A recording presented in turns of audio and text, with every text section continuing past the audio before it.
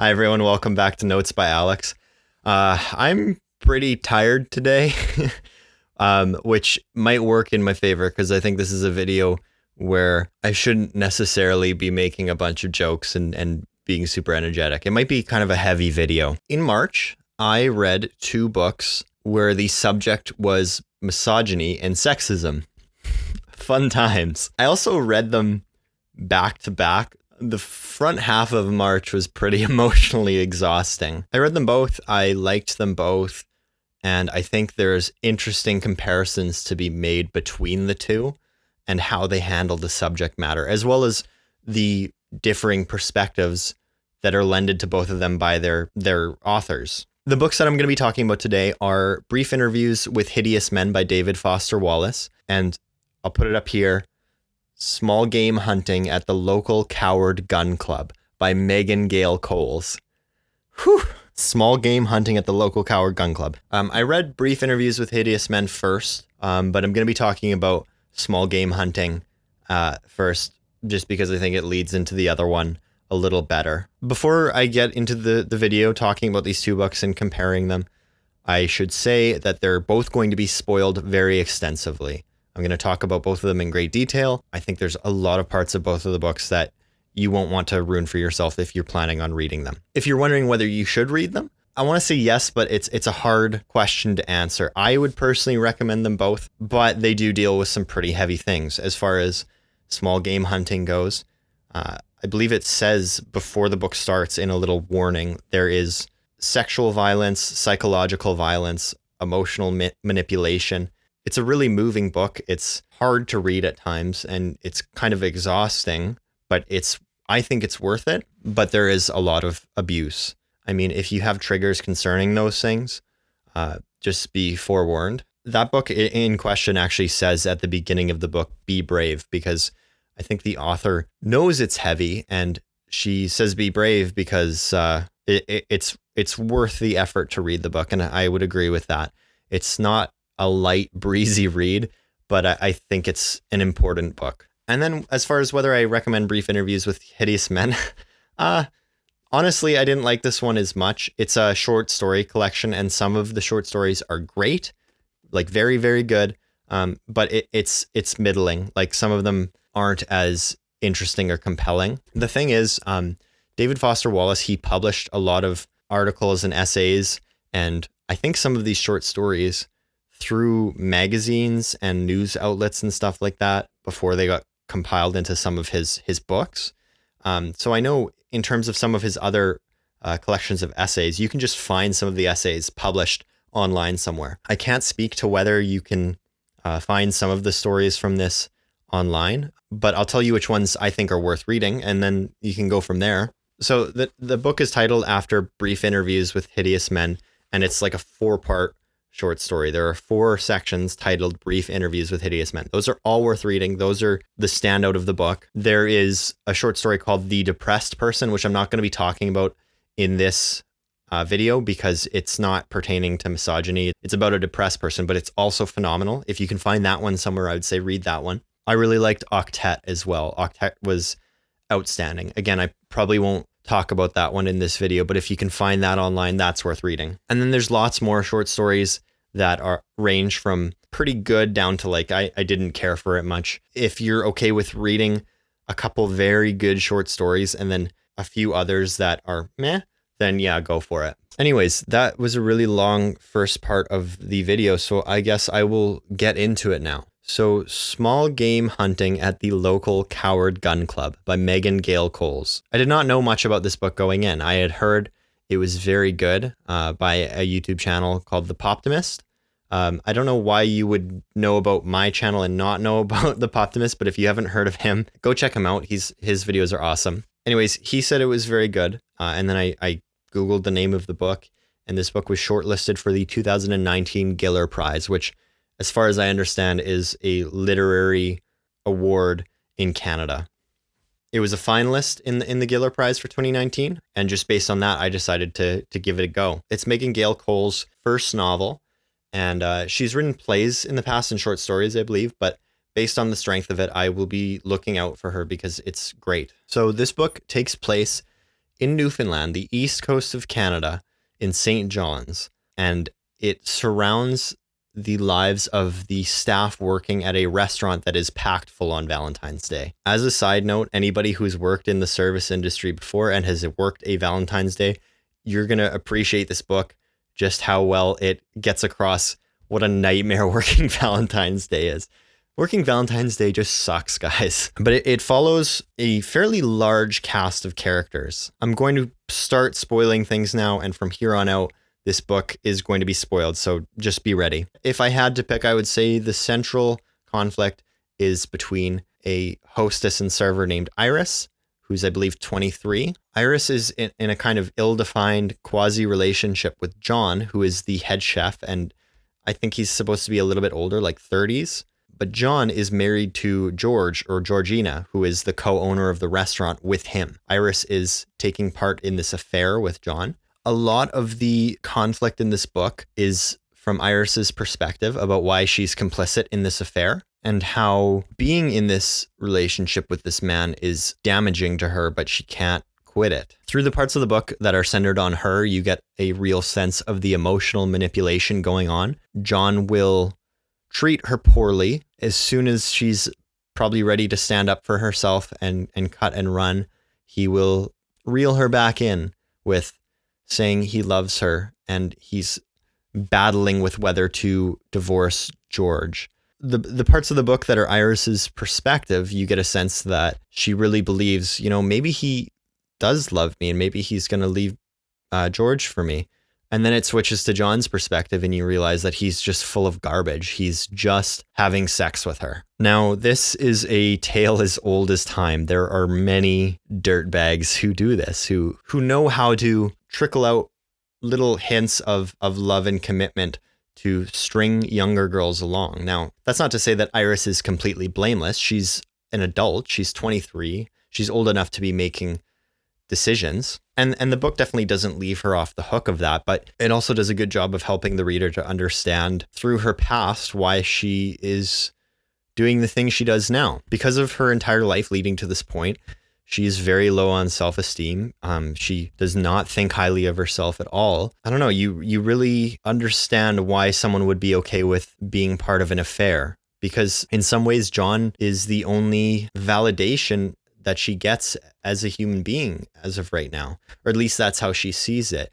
And it's pretty heartbreaking when you start to realize that those bits of affection and validation that he is trickling out for her, it's just a game to him. There are other intersecting storylines as well, and it all kind of comes to a head in this restaurant. But for example, Damien is a character who he recently broke up with his boyfriend, and he's struggling with that. But he's also a friend to Iris, so he kind of gets intermingled with the other conflict of the book. Olive is another friend of Iris's. She's got her own problems, which are the heaviest problems in the whole book. I will probably talk about them pretty soon, but I'll get to Olive. But basically, all these characters are just all interspersed. All the workers at this restaurant, as well as the people coming in on Valentine's Day, have a part to play as well. Megan Gail Coles is a playwright.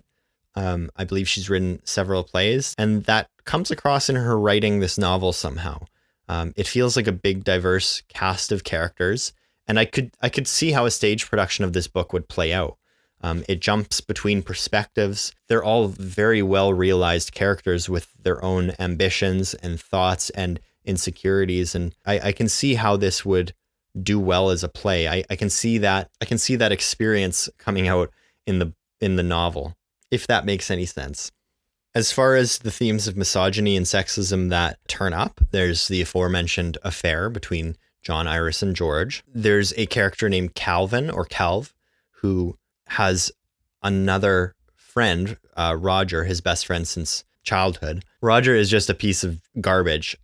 Roger is the stereotypical sexist man. He does not respond to clear signs that girls are put off by his advances.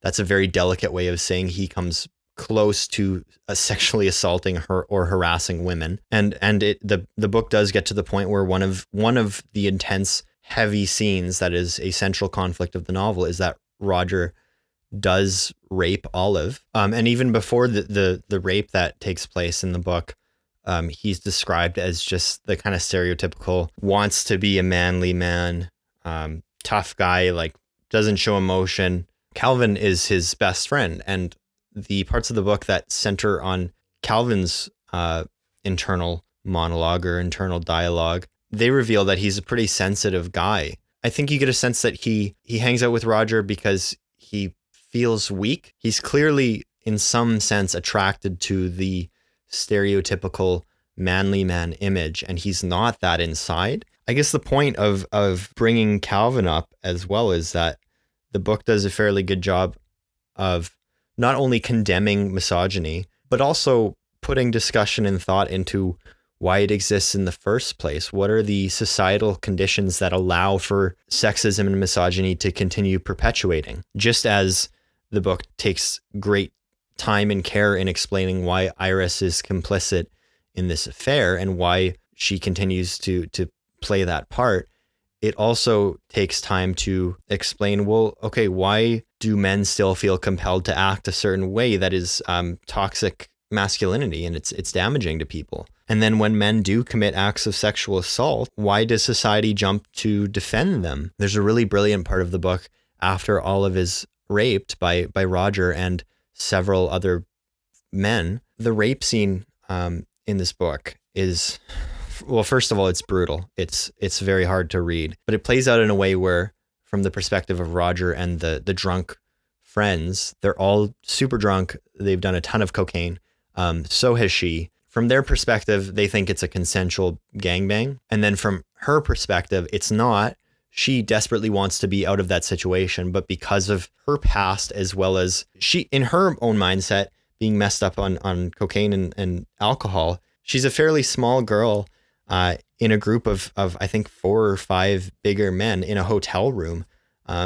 She thinks if she tries to leave, she's going to die. The book very thoroughly describes why that's the best option for her as like a survival instinct, as well as why she doesn't report it afterwards and what circumstances would lead to her just letting it happen and not going after anyone in court. It explains why rapes are underreported in general, not only because the legal system is unfortunately set up in a way where it's difficult to prove. So if you don't report it immediately and immediately consent to this rape kit, which is an invasive procedure, it's very hard to convict rapists. And even then, the book goes into how people in society jump to men's defense. I'm going to pull up one of my favorite quotes in the book right now. This is a pretty short quote that I pulled from the book, but it's in this section where it explains how if men are accused of sexual assault, if they're well liked in a community of people, other people jump to their defense and say they would never do that. I know that guy, he wouldn't do that. And other women do that too. Like if a man who's got a girlfriend or a wife is accused of sexual assault, other women jump up and say, no, he's a great guy, he would never do that. And I love this quote. It says, because the lady folk could not handle more shitty men. If the ones believed good are also shitty, then it is indeed possible that they're all shitty. And what can they do with such a lonely hypothesis? It's hard for people to accept the possibility that maybe that person they know and care about isn't as great a person as they thought they were. I do want to clarify, when the quote says, it is indeed possible that they're all shitty, there is another really nice section of the book where she talks about how there are lots of great dudes out there.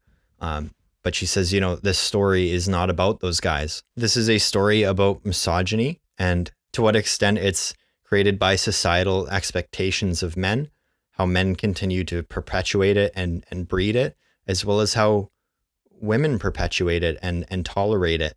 And it's a very powerful book, and I think it's important. I do have criticisms of the book, and I think I'll probably talk about them in the March wrap-up video, not this one. Although one piece of criticism, and probably the main one for me, John is seemingly the only person who does not get sufficient backstory to help the reader understand why he is the way he is. I'm going to try to put this as delicately as I can. Almost every character in the book gets a section that explains who they are, what their life has been like, and helps the reader to understand why they do bad things. Not sympathize with or accept, but understand that this person is at this point in time because of these conditions. The book is a commentary on people, but it's also a commentary on the societal conditions that allow bad things to happen. And pretty much every character gets that. I mean, Iris is not portrayed as an entirely good person. It does acknowledge on some level that, she's willingly in this affair, which is not good, but it also explains why that affair is maybe the only shred of security and happiness that she gets in life, even if it's all fairly hollow because John's manipulative. Calvin puts up with misogyny, and it explains why he's tolerant of it. He's this insecure, kind of shy, introverted guy. The masculinity that Roger is toxic. It's not good masculinity, and there is appropriate masculinity for sure. But Roger's not that at all. But it explains why Calvin has mistaken the two and how he's come to that place. Even on some level, it explains why Roger is the way he is, why he's been pushed to try to act tough and be a womanizer. And part of that is placed on him from a young age, as well as the other people who are in this gang rape scene. It explains why they are the way they are a little bit. So everybody gets a scene where it explains how society has molded them into this thing that is not great. Having said that, John is part of the central conflict of the book, and he's just an asshole.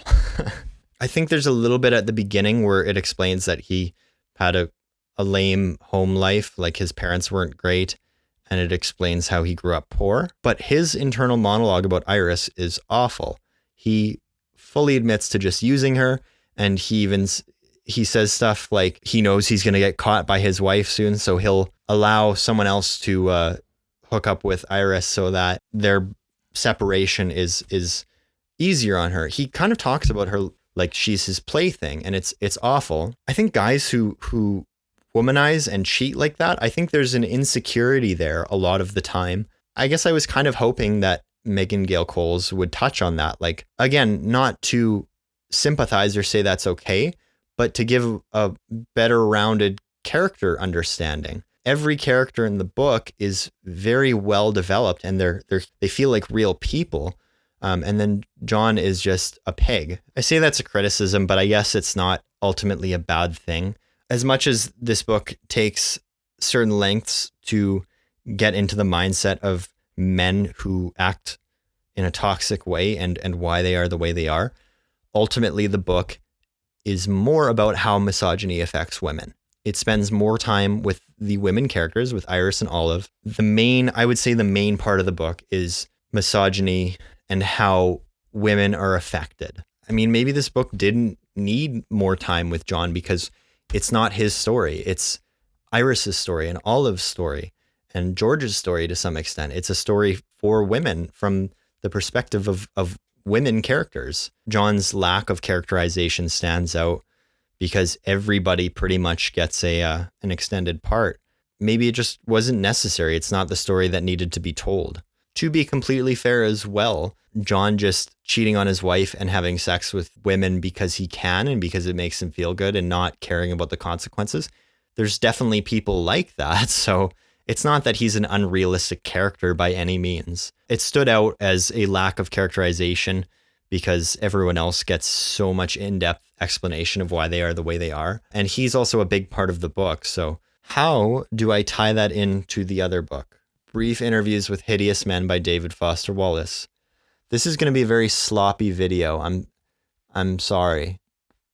When I picked this up, I thought that the title was funny.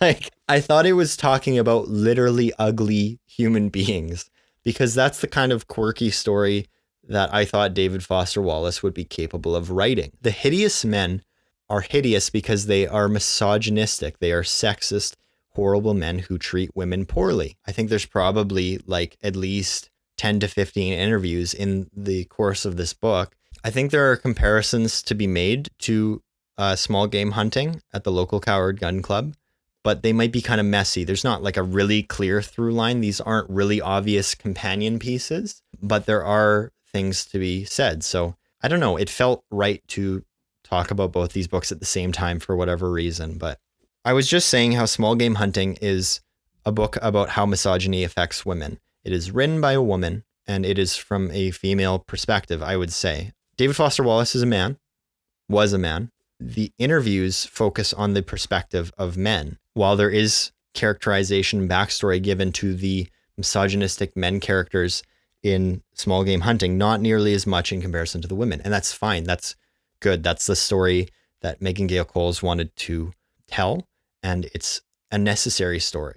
I didn't say unnecessary. It's very important. I think it's an excellent book. But I did think the interviews in this book were compelling and interesting because it provides a very in-depth psychology of why these guys are the way they are. The characters reveal through their interviews a lot of insecurities and parts of their backstory, and you start to piece together why they are such dirtbags. So you get a sense of why these sexist, misogynistic guys exist. Another really interesting thing that I think David Foster Wallace does is he seems to, I don't know that this was his intent, but he seems to lay out the interviews where he'll have an interview with a guy who's talking about women as if they're objects and how he loves trying to convince them to sleep with him and very obviously manipulative. The interview right after that one will be a guy who's more subtly sexist. There are aspects of sexism that persist that aren't as obvious as, rape or treating women like objects. Sometimes it's as under the radar as just not being considerate in a relationship. There's a guy he's talking to the interviewer about why in relationships he will fall headfirst into it. He'll express love. He'll be deeply enamored with this woman, even talking with her about wanting to get married or when they have kids together. And then as soon as she falls for him too, he pulls back and he gets nervous. He pulls the ripcord and he gets out of there. And he says this is a consistent pattern in his life. And he's recognizing that about himself. He's recognizing these commitment issues. He's at one point talking to a girl he's currently dating, and he's sharing with her how he's been like this in the past. And she gets understandably upset and confused. Like, why are you telling me this? Are you saying you want to break up? And he gets defensive and angry because he thinks that she should be congratulating him about being so open and self-reflective and honest. The fact that this guy recognizes his failings in past relationships and is honest with his current girlfriend about them is a benefit. It's a good thing, but he shouldn't be expecting praise for being a decent human being. So I don't know, this guy, this particular interview, it's not like a really super obvious form of hideousness, male hideousness, but it was placed in the story right after a guy who's just total dirtbag. And that was really interesting and stuck with me because there are subtle things that I think men are capable of that don't necessarily register as outright sexism. And I guess this book made me think about how I have been unknowingly sexist in the past and the importance of just being reflective of your own perceptions of a relationship. I don't know how to explain it. I thought it was good to get both perspectives. This is showing the psychology of men written by a man, and then Small Game Hunting is written by a woman, and she is expressing how misogyny affects women. And it was really interesting to read these back to back. This video is already very, very long, but I want to tack on one more thing.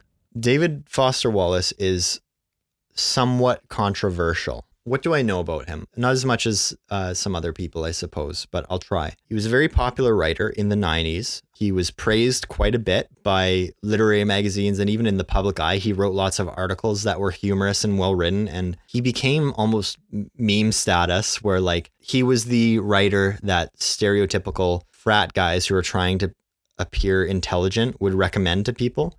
And at this point, it is a meme. It's like, if someone recommends Infinite Jest by David Foster Wallace, then that's a red flag as a guy.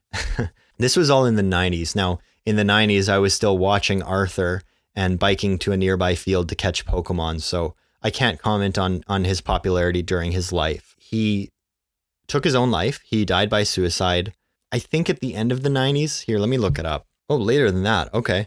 He died by suicide in 2008. Now, I don't know all the ins and outs of this next bit that I'm about to say, but I will recount what I believe I know. After his death, an ex-girlfriend said that he was quite abusive in his life. He was controlling and what did she say? He threw a chair at the wall, I think, screamed at her, stalked her son. He did some pretty messed up stuff. The combination of being the stereotypical author that sexist frat boy assholes used to revere, as well as it coming to light that he was abusive in a past relationship during his life. The combination of these two things means that I was hesitant to even talk about him. I don't know to what extent this even exists in real life, but on the internet, it seems that some people feel that because it came out that he was abusive in an early relationship in his life, he should be canceled. If it wasn't already obvious because I made this video, I don't feel the same way. Having said that, I don't think we have to praise every aspect of his being. He was clearly a flawed individual, deeply flawed. I don't know. I'm just sitting in the middle, I guess. I wasn't old enough when he was super popular to get the super hype around him as like a brilliant genius. And now I don't particularly feel that his work shouldn't be discussed at all. Death of the author is a tricky thing. I mean, do you ignore the failings of the author as a person because their art is of value?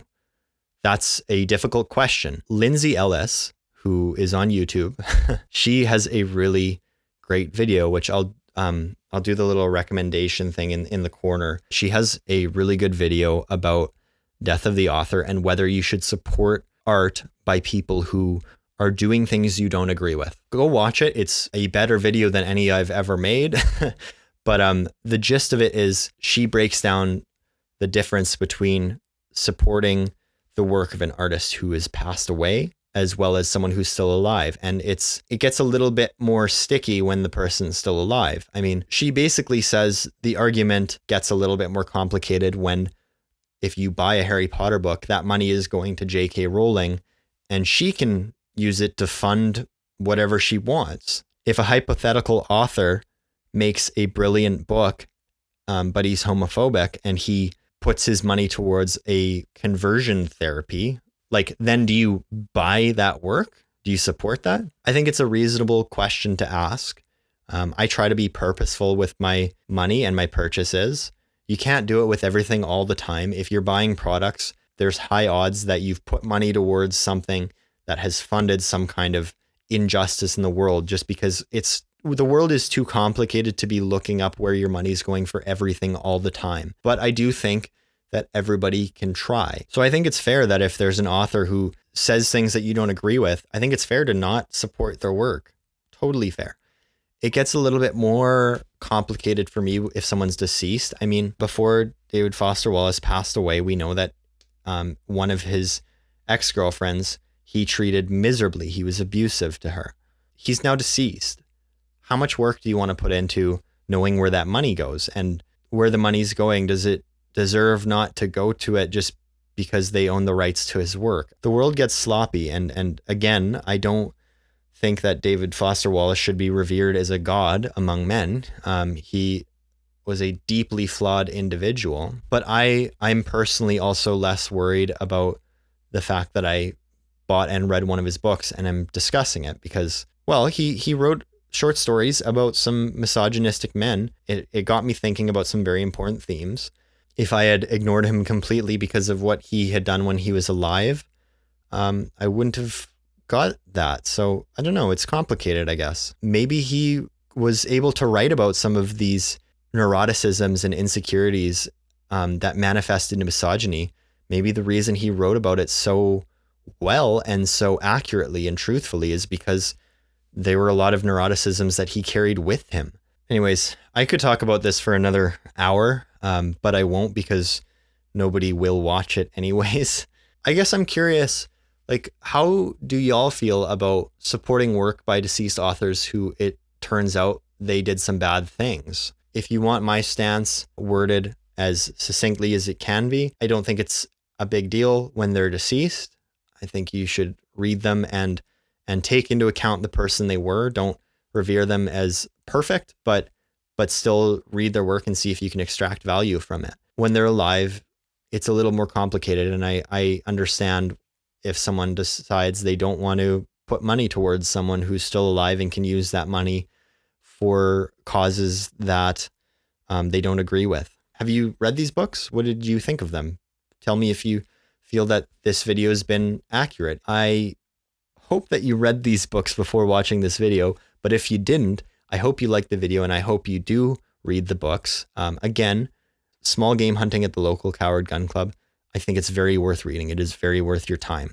Brief interviews, it's up to you. Depends how much you feel that this subject interests you. There are certain stories in it that I think are great, but the work as a whole, you could, I don't know. Thank you if you've made it this far. Holy smokes, I've been talking for so long. I'm going to go eat food. I hope you all have a really good day. Thank you for sticking with me through a fairly heavy video. I hope I expressed everything in a fair way, because this is a very delicate topic. Take care, everybody. Enjoy the rest of your day. Much love.